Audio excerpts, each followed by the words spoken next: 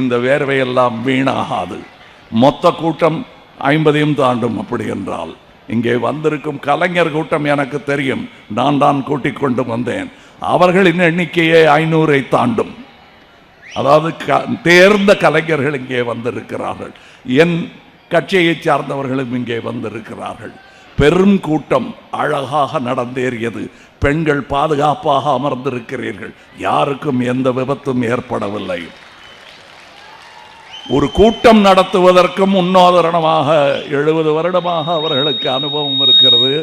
அதன் ஒரு சின்ன உதாரணம் தான். என்றும் எங்களுக்கும் அனுபவம் இருக்கிறது. அதன் உதாரணம் தான், அதன் சாட்சி தான் இன்று நடந்தேறிய இந்த நடைப்பயணம். இந்த நடைப்பயணம் தொடரும். நீங்க என்னங்க தேர்தலில் ஓட்டு கேட்கவே இல்லை என்றால் ஓட்டுக்கள் கண்டிப்பாய் வரும். சிந்தனை உள்ளவர்கள் சிந்தித்து பார்த்து ஓட்டிட்டால் கண்டிப்பாய் இங்குதான் விழும்.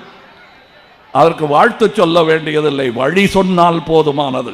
வழி தவறி போனவர்களை கூட அன்பாக அழைத்து கொண்டு ஓட்டுச்சாவடிகளுக்கு வாருங்கள். வழி தவறி போக வேண்டாம் என்பதுதான் என் அன்பான வேண்டுகோள், அறிவுரையும் கூட. அதை ஏற்றுக்கொள்வீர். கூட்டமெல்லாம் குடும்பமாகிவிடாது, அது கலைந்து விடும். குடும்பம் 70 வருடமாக 75 வருடமாக கட்டி காத்த குடும்பம் இது. அதில் நானும் ஒருவனாக இருப்பதில் நான் முதலில் சொன்னது போல் சந்தோஷம்தான் எனக்கு. இங்கே வந்திருக்கும் என் கூட்டத்தார் அனைவருக்கும் இந்த உண்மை தெரியும். நான் பேசுவது இந்த நிகழும் அரசியலுக்கான ஒரு உரையாடல் அல்ல என்பதும் அவர்களுக்கு புரியும். நாளே நமதே என்பது இந்த அனைவருக்குமே சேர வேண்டும் என்பதுதான் என் முழக்கம். அது ஒரு தனி கட்சியின் முழக்கமாக இருக்கக்கூடாது என்பதுதான் என்னுடைய ஆசை.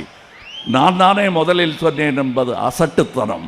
நாம் தானே குரல் கொடுக்கிறோம் நாட்டுக்கே என்பதுதான் நமக்கு பெருமை.